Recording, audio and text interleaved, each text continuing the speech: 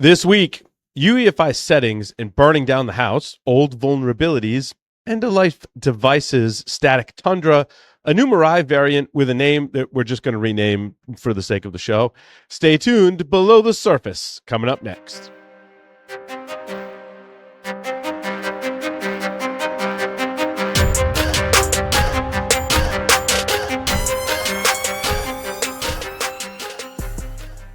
Welcome to Below the Surface. It's episode number 58, being recorded on Wednesday, August 27th, 2025. I'm, of course, your host, Paul Sidorian, joined by Mr. Chase Snyder. Chase, welcome.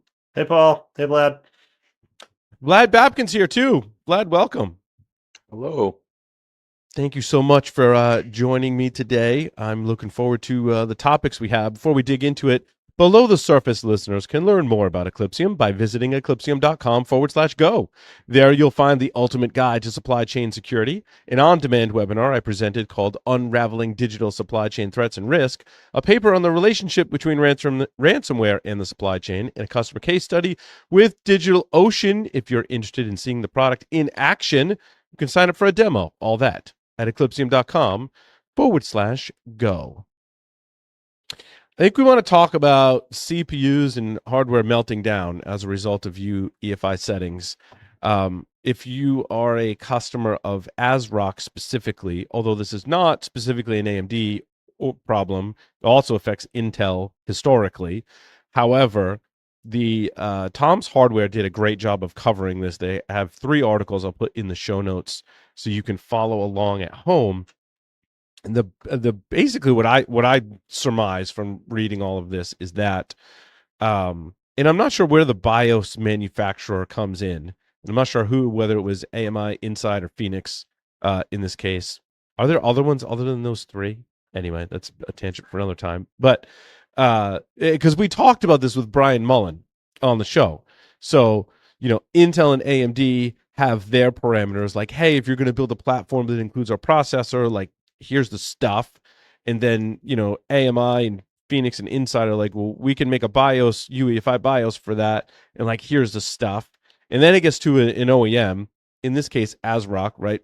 Primarily motherboard manufacturer, goes, oh, okay, I'll take all of that and I'll design my system and the UEFI within those specifications and add on my customized stuff, if as it were, inside of UEFI.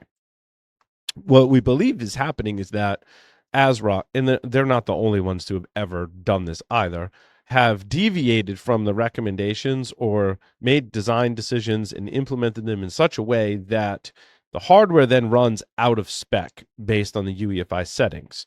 Those of you that have done any PC building or gaming know that when you build a system, you typically go into UEFI when you first build it. You get that first power on, you do a happy dance. You go into UEFI after your happy dance, and you start setting some settings. Now, those of you that remember overclocking and all that kind of stuff, that's where you can tune the CPU clock frequencies. You can tune the memory and other parameters. Now, hopefully, what we hope is that within those parameters, like that have been set by the OEM, that you can't step outside into a parameter that would be dangerous to your system. I think overclockers have experienced system crashes there because, in my opinion, there should be, and I believe there are safeguards, not just the parameter, like not letting you set a high enough voltage to cause any kind of adverse effect, but also physical safeguards that don't let components melt down. We talked about this in the context of printers several years ago, that there's physical safeguards that prevent things from catching on fire. That's why we have things like UL and the like. However, in this somewhat unique case, people experienced actual meltdowns of, I believe, their CPUs and like melting in the CPU socket, which then, I mean, you got to throw it away and start over at that point. What's your guys' take on these hardware issues? It's not new. Like, if you look at older hardware, that was very common. Like, modern CPU mostly have a lot of safeguards against that, but go back quite a few generations and you will find CPUs which don't. And moreover, we have seen something similar researched fairly recently. I believe like 2023. I believe it was called PM fault.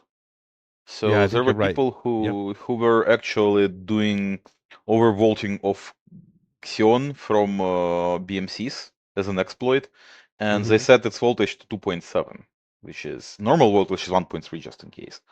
That's Yeah. quite a few more volts than it is expecting, and the CPU was being fried from that.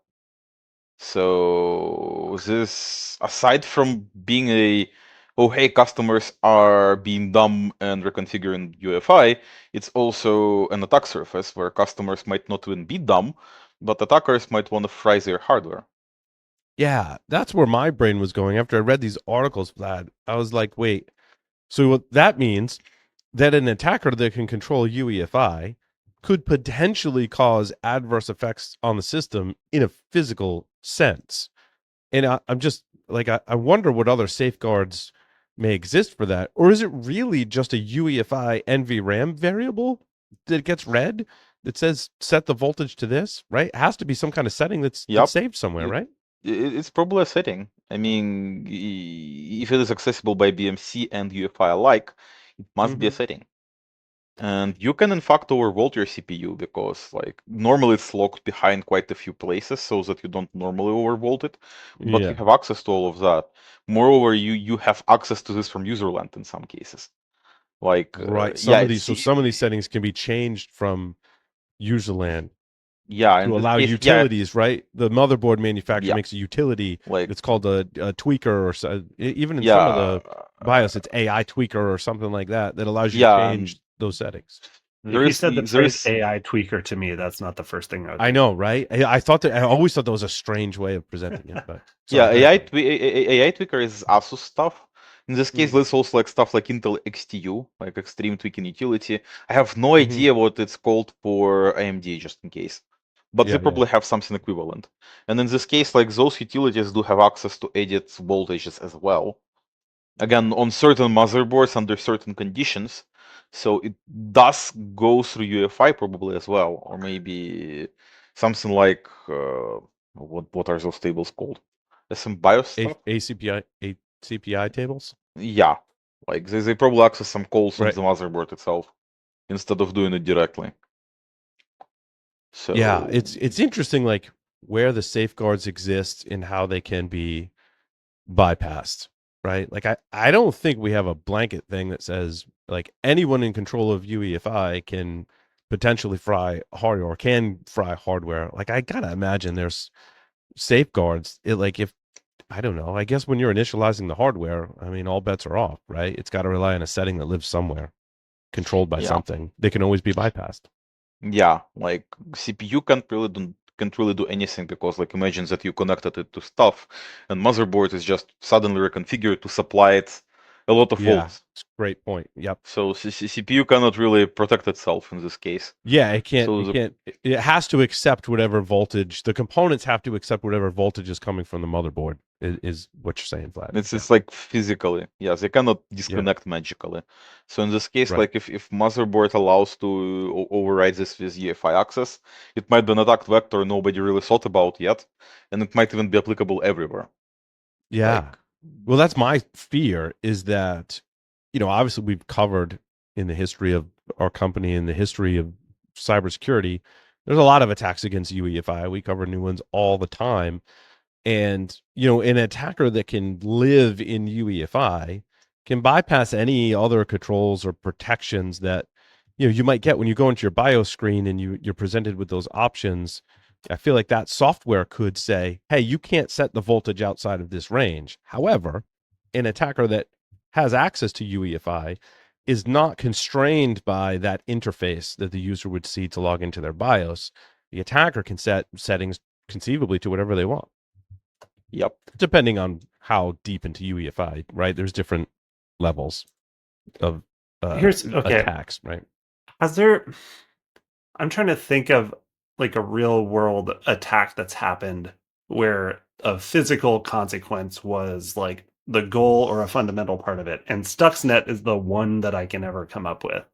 Not Oh, that there that's a wouldn't good be one. another one, but Yeah, was it WannaCry? Not Petya. It was not Petya, Not but yeah. not Petya. Petya. The Russian threat actors turned the lights off in the control room in conjunction with a cyber attack. Yeah, Okay. That's the so other example that I don't know why that yeah, always sticks out in my mind is like doing things in the physical world not in conjunction with a cyber attack. not Yeah. Petya was a massive show in Ukraine where a lot of systems just died because of this. Mm-hmm. So it was a destruction malware that was masqueraded as like a crypto extortion stuff. Ransomware. Yeah. Yep. Yeah, and it pretty much killed a lot of banks and whatnot outside of like everything else. So there was quite a few physical consequences. In this case, though, it was not really targeting hardware destruction. It It was was just targeting wiping the more. disks, right? Yeah, it was Mm. trying to wipe the data.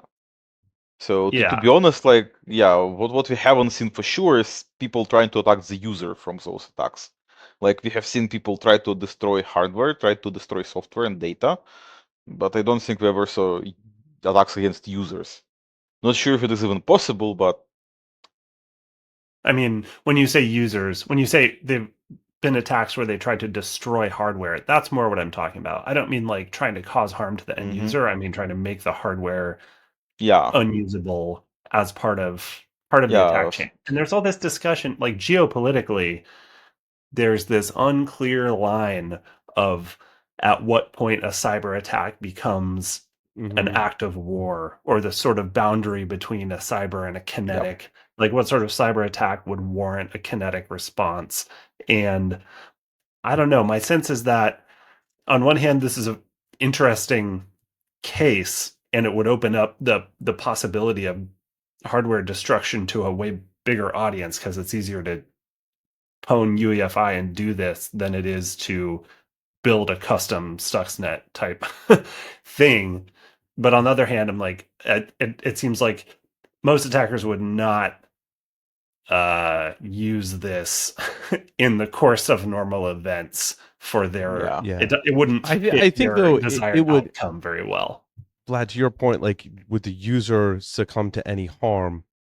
I would think the computer shuts down before like the flames start shooting out of your computer, right? I Like maybe it mean, can't protect itself from the voltage, but other safeguards on the system, your system just ends up shutting down at some point I before mean, like a blazing fire can engulf yeah, your like PC, right? you can try to put PC on fire. There is also, at the very least, there is a power brick, like or whatever we call it Yeah. in the PC, power supply unit, which can be exploded if properly exploited. Like if you Yeah. can get Yep. access to its firmware, it can be very fun. Then there is Right. also attacks against certain health conditions which might occur, like make a lot of blinking lights come out from computer monitor. Might not be Right. very fun for Right. some Right. people. So, but other than that, I don't really see any other avenues right now. Hopefully, nobody takes those as ideas, just in case. Yeah, exactly. Like hopefully, threat actors aren't looking to physically destroy systems. Yeah, threat actors for the most part are interested in earning money. Physical Yeah. destruction very rarely Or earns stealing money. or stealing intellectual property, lurking. Yeah, it's Hmm. usually it's not like the norm to physically destroy systems. And there have been Yeah, instances of that, of course, but yeah, it's usually not the end result the attacker is looking for yeah. because they can profit more and achieve their goals better if the computer and the network is up and running, right? Yeah, there is also like, um, so attackers normally want money. So to earn money, you have to either extort the user or harvest their personal information or harvest something the user owns. So most of the time, attacker wants to be unseen as long as possible. Right. It could be done as like a diversion. I don't know. Yeah, This is all very It and could to, to, be. speculative. to Yeah. Yes. yeah, and to the point of, by the way, kinetic response. How do you attribute the attack reliably enough to actually warrant one? Like, Sure. That's the problem. okay, let's say I want to make it look like Chinese guys attacked US. I would find a proxy in China and do my nefarious stuff directly from that, right? Right. Yeah, of course. And Attribution, now, whole other rabbit hole. Yep. yeah, and Still then hard. yeah, if I would be incredibly evil, I would probably try to break into some institution, then proxy through something else, and then get to US. So that if you trace it back just to the institution, you would think, oh, it's China, while in reality it might be somebody else. So there is a lot of possibilities for nefariously trying to flag somebody else for your attack. So Like there's a whole Yeah, other rabbit hole of just picking the right right. target to shoot. Well, it's interesting we talk about attribution, and it gets us to static Tundra, which was disclosed by Cisco Talos Threat Advisory about a week ago, and static Tundra is attributed to Russian state-sponsored cyber espionage group linked to the FSB's Center 16 unit, which just sounds really fancy to say out loud, actually.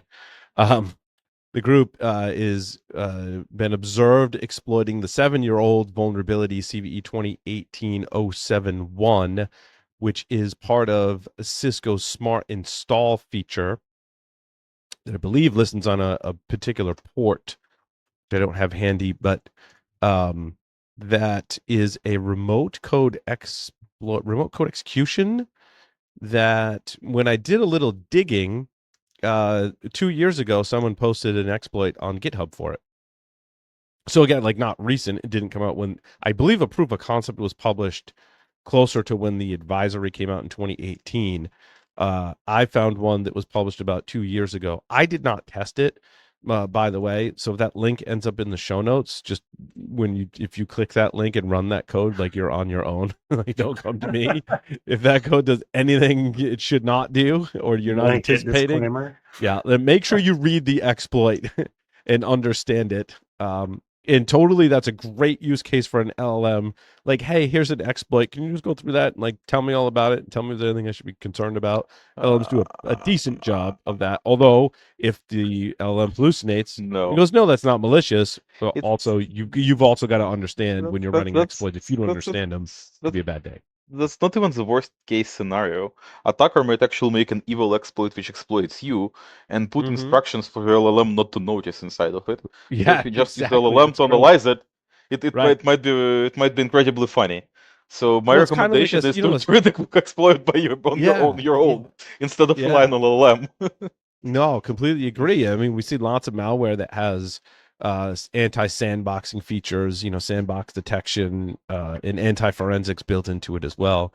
And you're totally right. You can't rely solely on an LM for that. So there is an exploit for it. It is remote. Again, I haven't tested it. So that was the initial. They believe the initial vector was that exploit. Then the persistence was the 2015 sinful knock. Now, it's a couple of interesting things about sinful knock.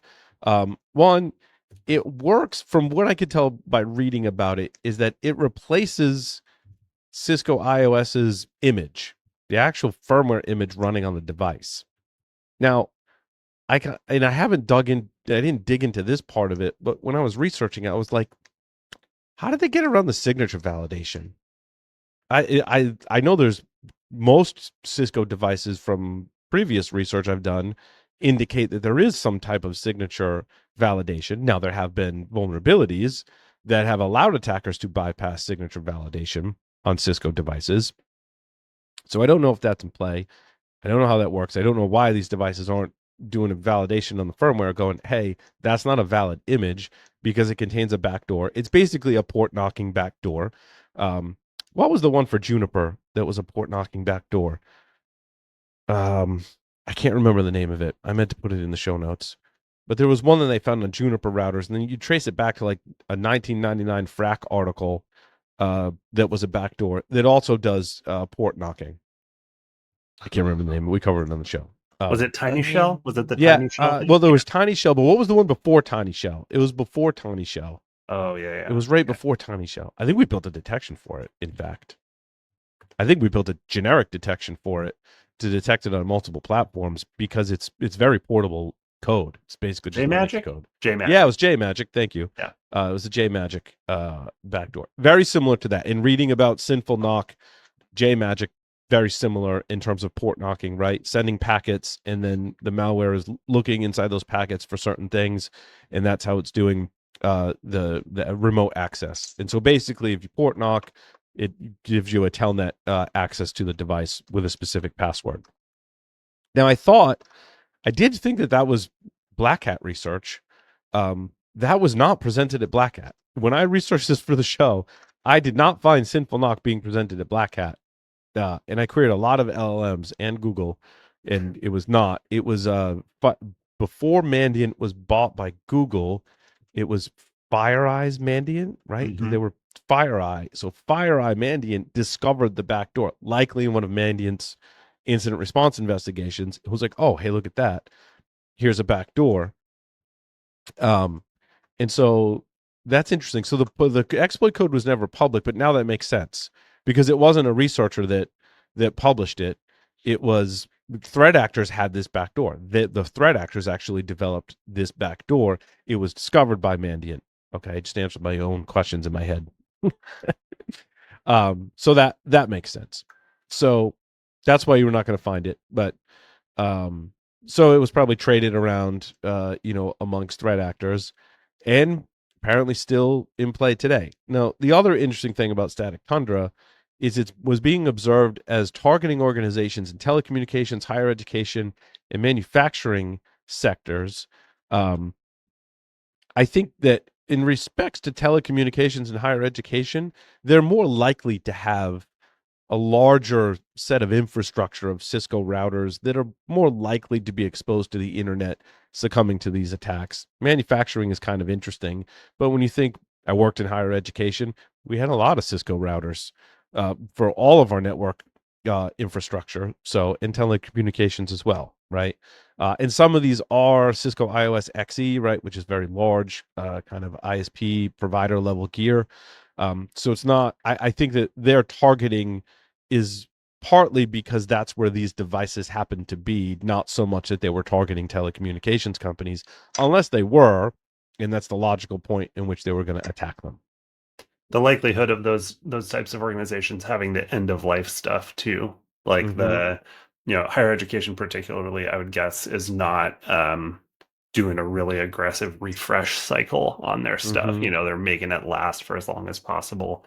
I know manufacturing frequently tries to make things last as long as possible, more in the operational technology, industrial control systems, Yeah. because you don't want to pause the production line to replace gear. But I would guess that a similar heuristic would apply in manufacturing, where it's like they don't want to replace the gear. It's costly to do, and it might turn off the manufacturing line, which is the money printer. So any Right. any downtime is unacceptable in those scenarios. Well, I mean, downtime's hard in telecommunications and higher Sure. education too.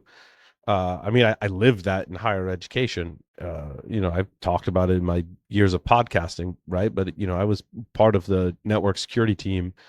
Worked very closely with the actual network team that was deploying and maintaining all of the network gear across a 500-acre campus.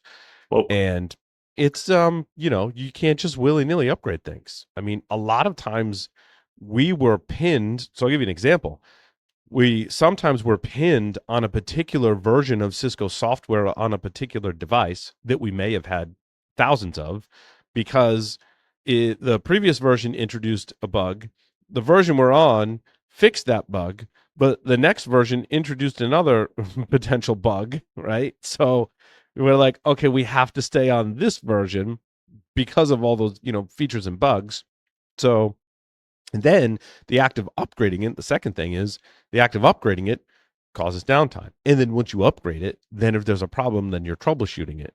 And I lived that. I was there when that would happen, because I would get called in. It's kind of fun. I would get called in. Is this a cyber attack? And I'm like, wait, no, wait. What did you do? Did you upgrade that device? Like, that device is acting funny.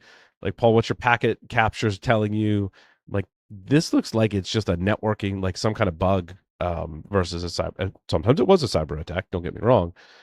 So it was hard to upgrade those devices. Is the point of that story. Yeah. Yep. And therefore, as an As per attacker, right, that's what you want to go after. Oh, you've got this gear. It's older. It's vulnerable.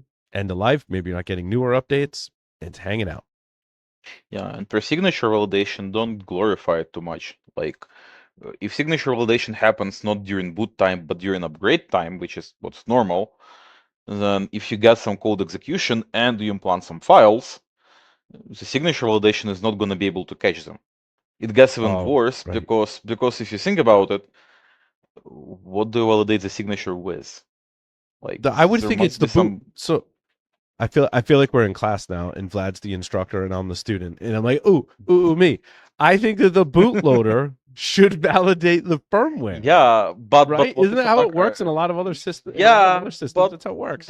but if attacker actually has root access to the device already, he can replace the bootloader and True. pretty much kills the validation there, and it's just a rabbit hole like from there. So the only path to have it is to have some place which cannot be patched ever by software, which does Mm-hmm. the root of trust checks. But then, should you find a vulnerability in that place, that hardware is permanently hacked. Like it's not gonna get patched ever. So Well, there and are that downsides to happens, right? That's usually the yeah, first stage bootloader that loads that's on a ROM yeah, that loads the second stage bootloader that loads yep, the kernel and the firmware. yep. So you either have to do the full root of trust where you cannot patch a certain part of it ever, Mm-hmm. or if you can patch anything, attacker is going to be able to patch anything as well if he gets code execution. Super interesting. So so Paul, that's speaking of applying voltage, is that cigar lighter intentionally styled to look like a jumper cable clamp? I know it does. It's very fancy. It looks very fancy. I know. It doesn't have firmware on it, unfortunately. But yeah, it looks That's fancy. coming. You know no, it's coming. That's right. I cannot hack Paul's cigar lighter. I'm That's right. sad. It's analog only right now. I'm not saying there aren't lighters with firmware, but um, yeah. So I thought that was really interesting research. And uncover. Well, it's interesting that attackers are going after. I have a blog post that's coming out talking about end of life devices and why they're just great places. They're just great for attackers, right? And that's what we're seeing here. So Yep. yeah, need to test that exploit. There in a similar this campaign next campaign is very similar. It's actually very concerning to me, and I think speaks to a trend. I mean, put the self-serving to Eclipsium aside for a moment, right? So this is an area obviously we pay a lot of attention to, but attackers going after network devices, IoT devices, for all the reasons we've mentioned before.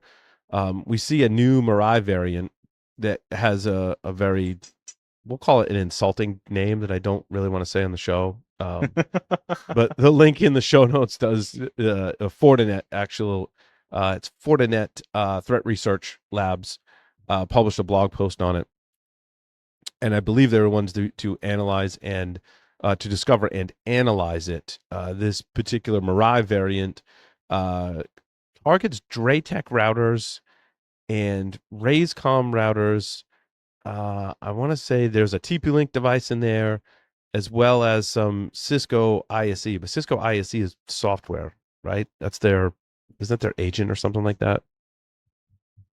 Cisco ICE is like their agent. There was a vulnerability in that recently, but it's Yeah. software. It's not Stands an for actual Identity services engine. Services Engine. Yeah. Yeah, So it's like their it's more knack like policy software. enforcement. Yeah. Yeah. So, sorry, it's called FortiGuard Labs. I should say FortiGuard Labs did a great job writing this up.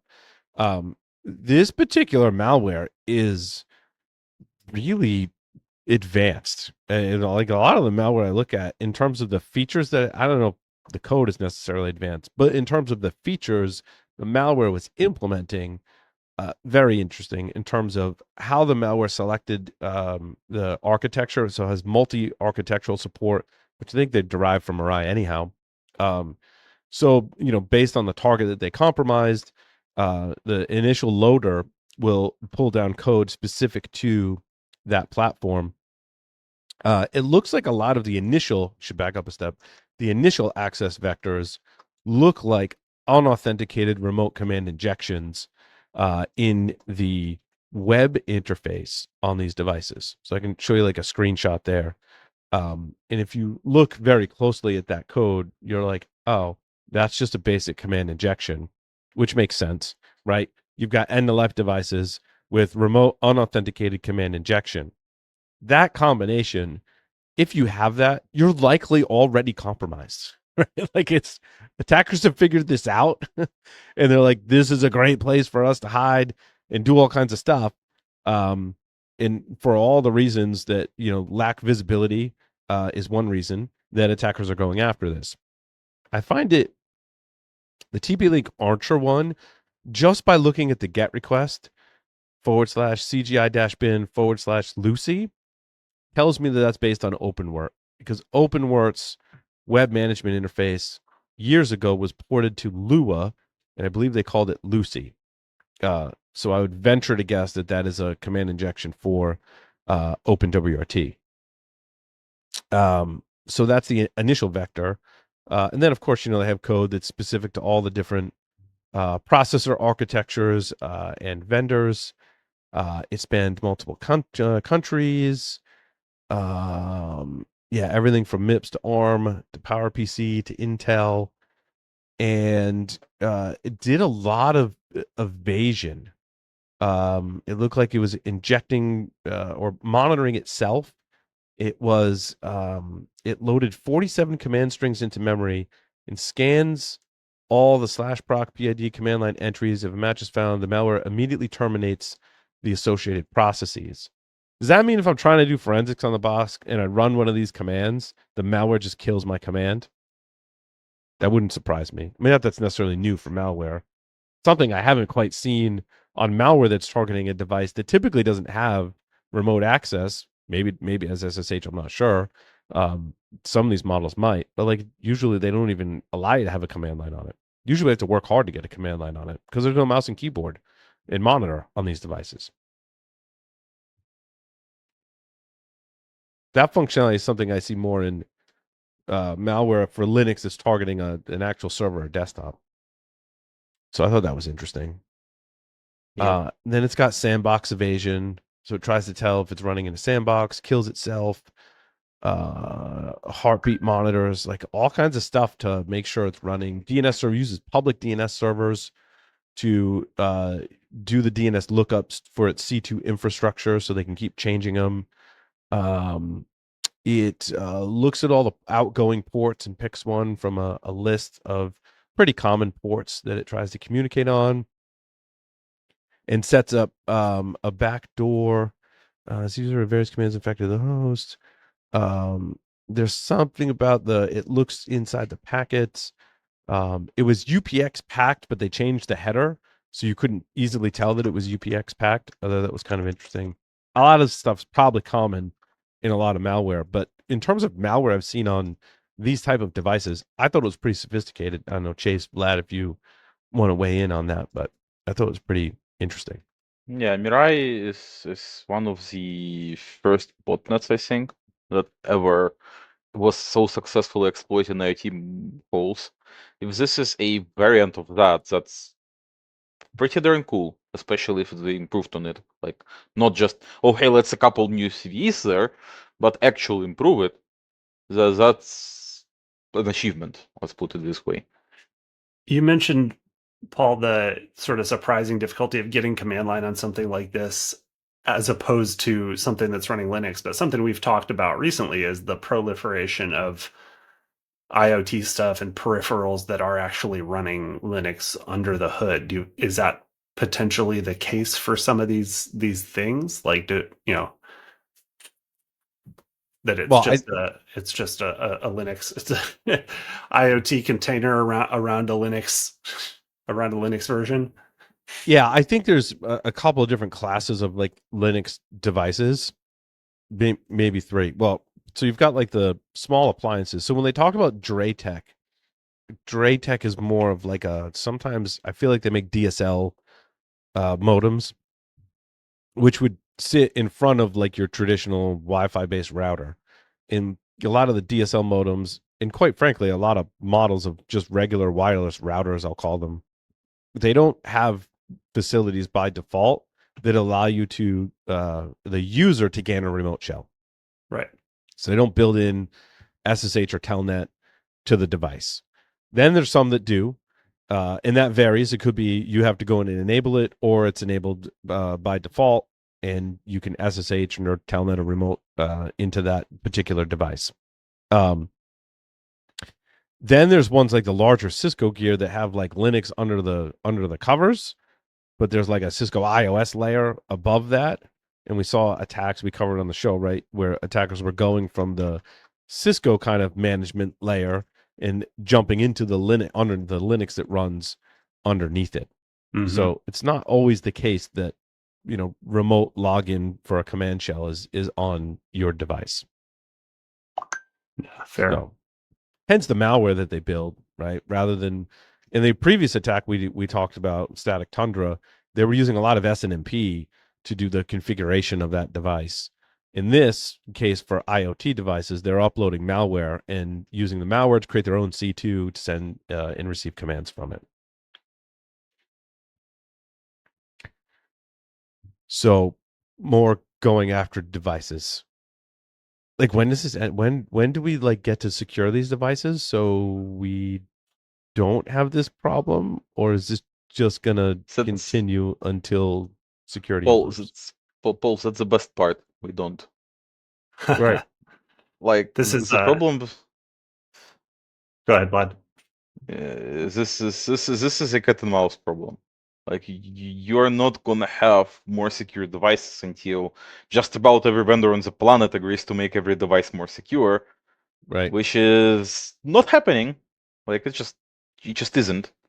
Vendors don't prioritize that, especially for lower end devices. And a lot Here's of admins. Go ahead, Chase. no, you go ahead. Finish your Yeah, thought. a lot of admins, even in bigger networks, for some like endpoint device, some like end user device, they might actually just buy. Oh, hey, why the hell do we need this price switch? I'll just buy this cheap one, and let's install that. That's gonna serve the exact same purpose for this specific part of my network. And suddenly you have a low-end device which doesn't really have a good security, even if your vendor for your primary network actually committed to it. So. I'm wondering how the new EU Cyber Resilience Act is going to impact this at all. This is a curveball topic. It's not something we have in the notes, but the EU has put out this new regulation that is heavily focused on manufacturers having to do due diligence around their supply chain for, they use the phrase digital elements and all integrated components. And there's tons of language in there about manufacturers having to verify that there are no known vulnerabilities in the components that they're incorporating into their devices that they sell, and getting an SBOM for all of that stuff. And if they discover a vulnerability, even in free open source stuff or in a component from an upstream supplier, they have to notify the supplier and they have to provide a fix. There's all this, and it's this EU law that's sort of gradually coming into effect. It entered force in December of 2024, but I think it won't be fully enforced until like 2027. But it kind of is what you were just saying, Vlad, that like, yeah, the vendors are not going to prioritize doing the security, and the buyers are going to buy the cheap one, and the secure Yeah. ones are probably inherently more expensive. So And a bunch of that is going to cause these vendors to be in violation of this law. And even though it's an EU law, my guess is that, like with GDPR, organizations that are trying to sell in the EU or, at all working globally are going to be affected by it. So the problem here is even your base Linux image, even if you update all of the packages for it to the latest Mm-hmm. versions available for this base Linux image, it's Mhm. gonna have 30 to 40 CVEs. So Mm-hmm. even if it is a small Linux like Alpine Linux, in a Sure. normal image there's gonna be a couple hundred CVEs. So the problem with this, vendors are just not going to be able to maintain that. Like right Yeah. now, software vendors like us, we face a problem with this regulation where we just have to go ghost hunting. Like we have a couple hundred CVs which we have to deal with in our base image, and we either have to pay a lot of money for an external vendor to provide us a base image. That's basically what we are doing for removing all of those from our base image, which gives us literally nothing as per security wise. Like, let's be honest here, most of those CVs are not even exploitable or relevant. Like, Right. if you're not gonna do disk partitioning, vulnerability in some partitioning utility is just not gonna be relevant. Albeit that's one of those CVs that stays after full package update, right? Mm-hmm. So it's gonna be a lot of noise for the vendors. And even after vendors supply all of this, they're gonna find the new CV within weeks in every single device. So because like open source software analyzed a lot. So somebody is going to find the vulnerability, and suddenly the vendor has to go rush and patch it in every device. So this puts too much pressure on vendors to fix vulnerabilities which are not even relevant. Yeah. Right? Yeah, I think So attacking it from the vulnerability problem is where people gravitate towards. But Vlad, Mhm. I'm with you. It's not it's not going to help us even in the long run. It's just not going to yeah, help us because no matter how many vulnerabilities we can squeeze out of the firmware that we're delivering, Mhm. you still have to harden it. And like you said, there's going to be new vulnerabilities that and arise, or there's going to be misconfigurations. yeah, So the real and answer is how do we harden this firmware so that it is more resilient to attacks? I mean, yeah, right now, yeah, like yeah, most devices, everything runs as root. So, yeah, just one small vulnerability and everyone has root. And even if and you don't do that, there's yeah, privilege escalation in all the binaries in those 50 or 100 CVEs that are living on the system, usually. I will make this image even scarier. How many vulnerabilities out of those that are in the headliners are in open source software? Right. I will tell you an estimate. None. Like, okay, sometimes you find vulnerability in OpenSSL itself and it affects basically everything. Sure, but most vulnerabilities which are render specific, like which are, okay, we have code execution in the 5 devices. They're not because of a 5 devices having some vulnerable component. They're because of in the 5 device having a code execution vulnerability. And In the web interface, 95%, usually. yeah, in the web interface, and 99% of IT vulnerabilities that are relevant are that. And EU regulation does not even touch them. So they don't enforce any secure development lifecycle on the vendors. They don't enforce vendors to actually pass SAST tools, which would catch a lot of those, by the way, because that would be an insurmountable task. If you think that a couple hundred vulnerabilities is bad, try to run a SAST tool on a project which never had that ran, and you'll have a couple thousand of findings, probably tens of thousands of findings. Most of them are just noise. And digging through them is painful for anybody. Like, they would have to literally stop the world and stop each vendor for a couple of years to just dig through all of that. And even then, even after you fix all of those, there is as you Paul said, everything is running as root. Exploit one thing, exploit everything. Right. You need privilege separation But on device level.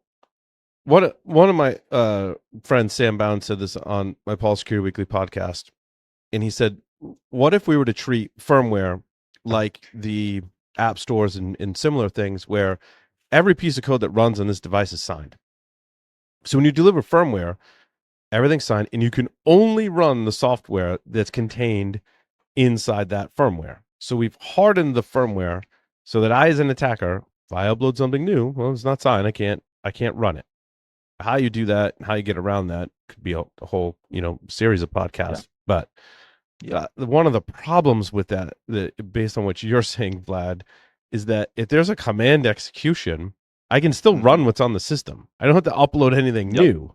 I can basically Yep. break out of the web interface and run a command. Now, could you put safeguards in to try and prevent that? Certainly. But then, again, back to your cat and mouse game comment, Vlad, then it's like, well, Mm-hmm. how do I get around that? But it would raise the bar. Right No. now, no, I mean, but right now the bar is extremely low.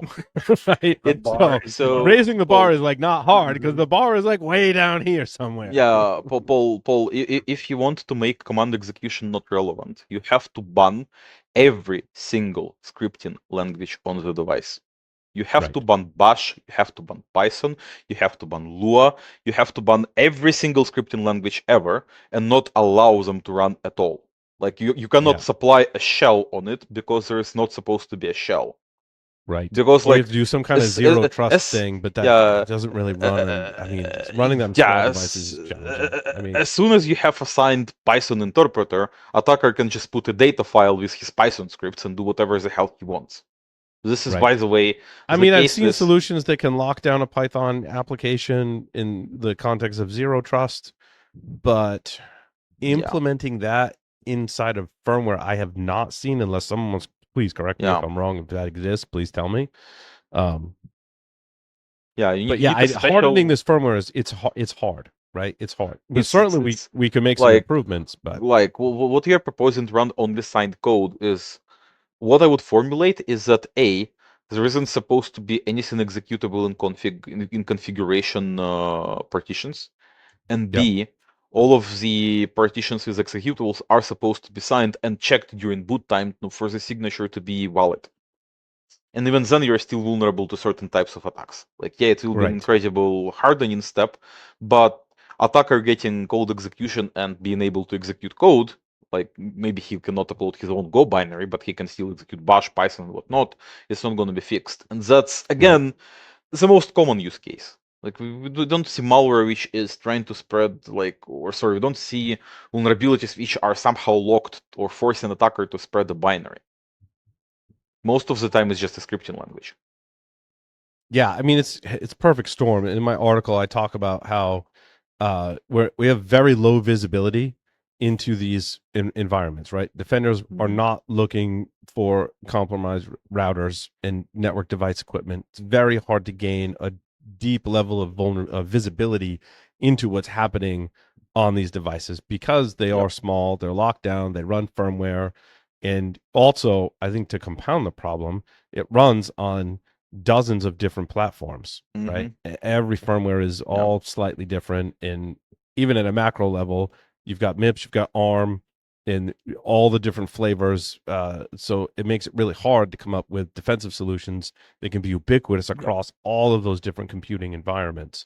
Also, we still have the problem, even if we say you have to deliver a secure device, we're not going to buy, it's not going to, be consumed unless it's air quotes secure and there's no vulnerabilities on it today. And even if you keep up with that for the lifespan of the device, eventually that device is going to reach end of life. And unless we make a law that says, hey, once your device reaches end of life, you have to take it off the network. Like, no one's going to do that. No one's going to do that. I mean, you still have people out there running Windows XP and, for reasons, right? So that's hard. We still have people who run ancient routers from Asus, which are end of life probably twice already or thrice. Even then, and even if you do all of that, there is still configuration on the malware, like Think Mary's botnet, which never even compromised firmware. It was just a configuration file. And a lot of devices actually allow incredibly complex configuration files, like think Cisco TCL language. Like, yeah. It's all script. Yeah. Right. It's a whole scripting language they support. That scripting language is incredibly complex. Like, we have a whole, again, not to shove our product up front, but still, just a use case.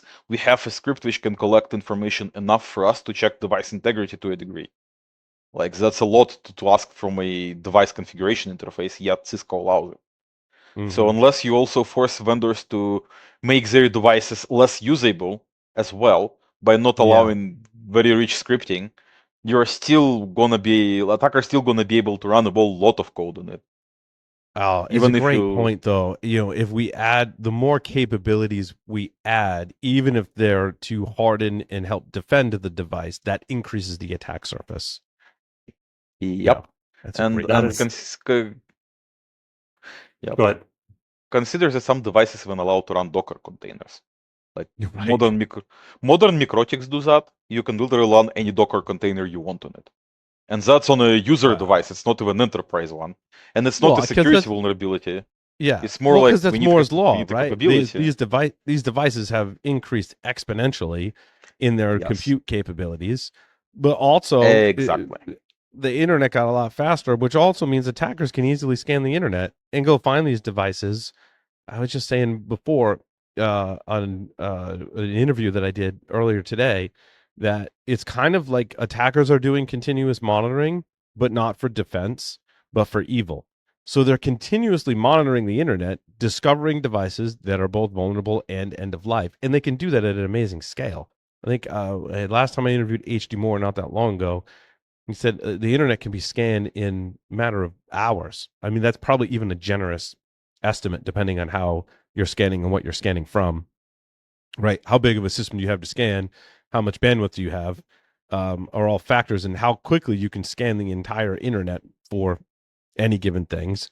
And attackers are doing that. And what's allowing them to, the ironic thing, it's like it's full circle.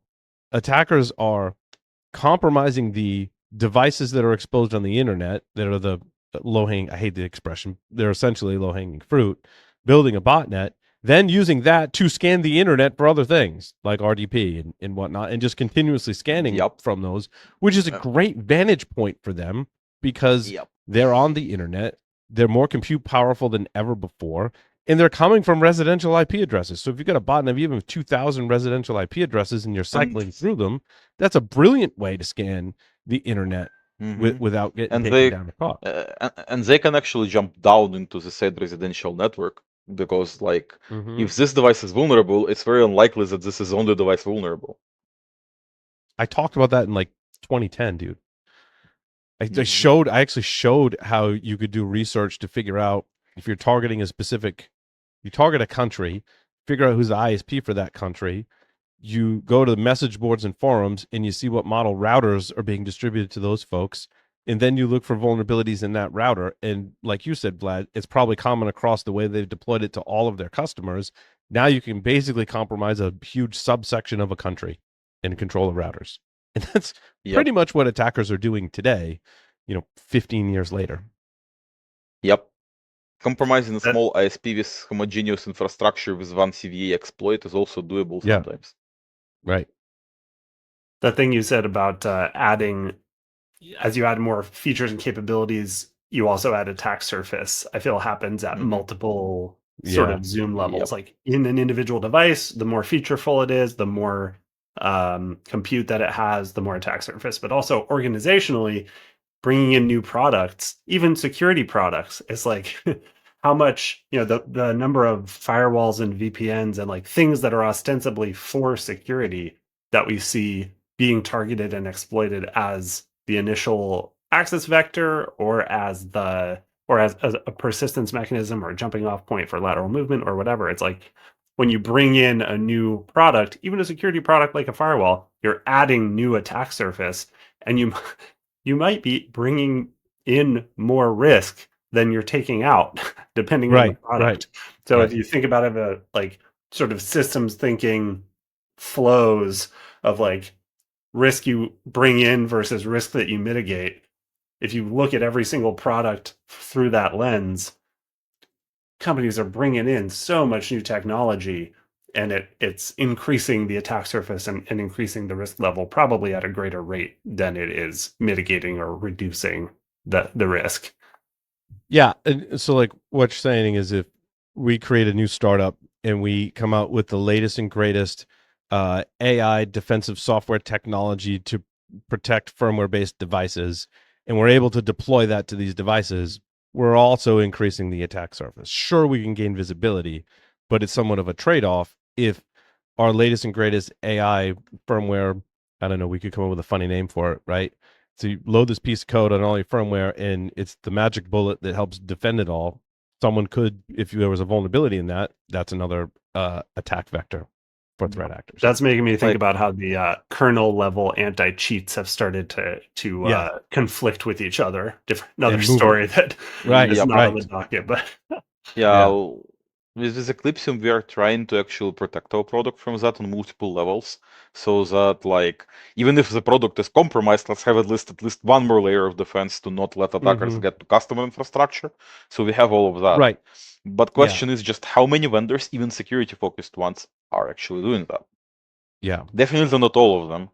Judging by, again, I'm not gonna call any single vendor out, but let's just say that a whole bunch of vulnerabilities indicate that my statement is probably correct. That by far not every security vendor is focusing on that. Oh, Chase, you want to talk about Control Vault? Oh yeah, probably the last thing we're able to cover on the show. We're having so much fun. Yeah, good docket. I don't know, we're short on time. Should we do it, or should we save that for the next one? No, well, I think we should do it. Unless you had like a deep analysis of it, right? It's actually sneak preview in Paul's queue of things I have to write about. It's the next piece I'm going to be working on is examples of where attackers can live outside the operating system. And I don't want to pitch that as like we shouldn't secure the operating system, or that even we as Eclipsium, we definitely help with operating system security too. We just happen to have a heavy focus on the like before the operating system or outside the operating system components, which in my piece I talk about it as the dusty corners, like a whole story narrative about that. And when you look at a system and you look at attacker behavior, right? They're always trying to get around where the heaviest defenses are. And I feel like today, the heaviest defenses are in the operating system. You've got advanced EDR for whatever that's worth. And also, I mean, back to our previous conversation, every week I see at least 2 or 3 articles that talk about how to bypass EDR. Now, whether those are new or not, sometimes that's true, sometimes it's not. Sometimes it's a variation on a theme. Sometimes it's a very small subset where that would work. But EDR bypasses they come out every week, right? And they're constantly improving. And so, but also EDR is improving. So, like, where do attackers go to hide? Well, they go to things like UEFI. They go to things like other components, like your graphics card firmware. They go to, last year we talked about the option ROM talk. They go to other components such as Dell Control View or Mickey and Jesse's research on Badcam, right? That's living outside the operating system. Control Vault is I call it a daughter board, for lack of a better term, that sort of acts similar to a TPM in doing some enforcement of security controls for the system, and that lives in a separate board.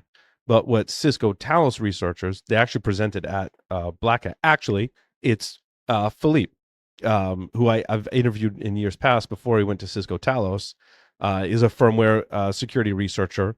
Awesome guy, amazing researcher.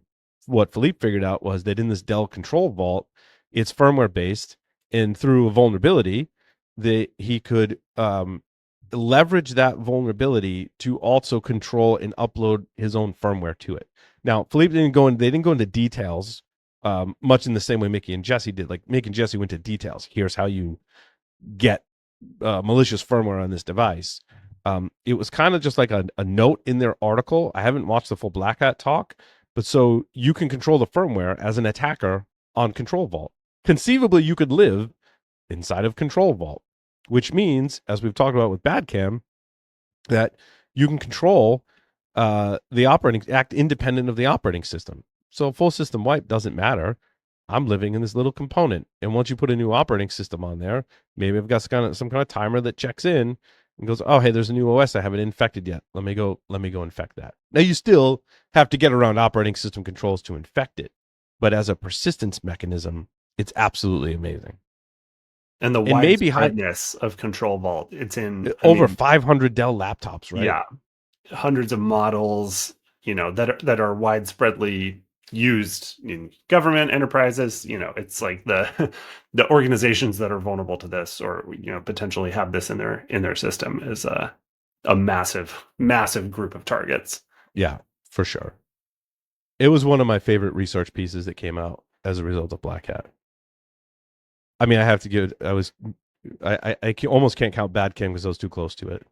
And I love Mickey and Jesse and what we do here. So, there's that. But they were, in my mind, very similar, right? Also, I think Kazuki's talk about creating malware that lives in UEFI was a step forward in this progression towards how do attackers live outside the operating system on a system, because there's so many benefits to that.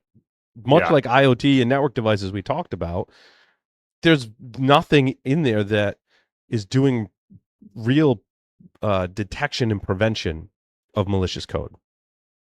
There might be things that maybe sign the firmware, do validation, encrypt the firmware. There's other features that are present in a lot of firmware-based devices, but for the most part, once you're on that device, you can do whatever you want as an attacker. Doesn't matter what the operating system does. In that case, it doesn't matter what the bootloader does either. You're before that as well. So it's pretty awesome. Well, let's look at BMC. I included BMC in that too, because if you can live inside of BMC, you're living outside the OS. Yeah, big theme emerging. Yes. And it's in the research stages in a lot of these fronts today. But as we saw, thank you, Vlad, your discovery of CVE 2024 50, what is it? 54 5 4 8 5 7. I don't remember the number. I almost had it. I had it. 5 085 54085 was the one that we talked about heavily on the show. remote command execution of a BMC device ended up on the sysadmin. And so attackers were like, "Oh, that's awesome! I'll use that." So I this to me is Pandora's box. I think that everyone's going to want to live outside the operating system, but again, I'm biased. So I mean, awesome. maybe it's Pandora box, but I wouldn't call that vulnerability technically interesting, in my opinion. Like, yeah, it's only interesting because of the place where it is, not because of. Agreed, right? If that was in some software that was used by 50 companies or whatever, it would be just another vulnerability that we see in WordPress and all these weird applications that end up on Yeah. end up getting CVEs for a software application that hardly anyone uses. It would have just been under the radar. The fact that it was in a BMC that was so widely deployed is what makes it interesting. I think you're right, but I don't want to take away from your research because I think it was an awesome discovery. But when you showed me that this is the exploit and how it works, I was like, well, it's actually that's really not hard to do. I have been claiming that exploit is not really that hard. Yeah. I pretty much explained it to you and you agree immediately. So Yeah, that's what yeah. I'm saying. It's not technically hard. Right.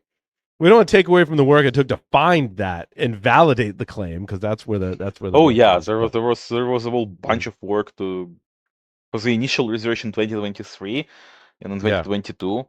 There was a whole bunch of work to even get far enough to be able to research that. Right. So Right. Well, awesome. Well, Vlad and Chase, thank you so much for appearing on this episode of Below the Surface. Thanks everyone for listening and watching. We'll see you next time.